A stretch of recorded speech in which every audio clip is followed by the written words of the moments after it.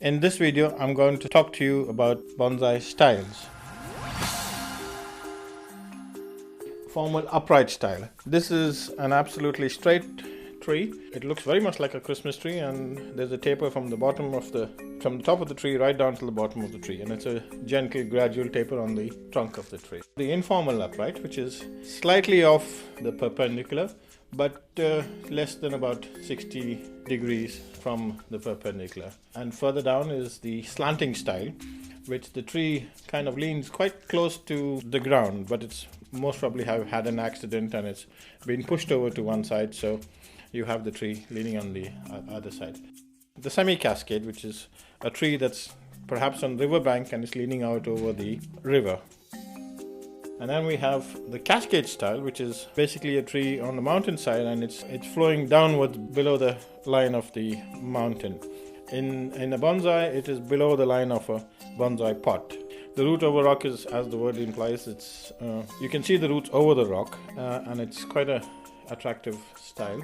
The next one is the root on rock. You don't really see the roots, it's just growing on top of the rock. We then have a raft style, which is basically a tree that's fallen over and then the branches have become trunks. Another very attractive style, and it's quite popular. Then we have the broom style, which is a very common style, and it's style that's used with zelkovas and other fine branching. We then have a windswept style, which is basically a tree growing on a mountainside or in a windy alley. We have then an exposed root style, where the roots have been effectively washed away by the rain or water or whatever else, and the roots have come above the surface of the soil. Twin trunk trees. Here we have multiple trunks, but we have two trunks coming out from the same root system. We then have the triple trunk. Again, three trunks, but from one root system. Split trunk, which is basically the trunk has been eaten away, and you see that in rather old trees. Multiple trunks, which is a lot more than three trunks, but you don't have a 4 and a 5 trunk. You usually have 2, 3, and then a lot more, and then that it goes into multiple trunks.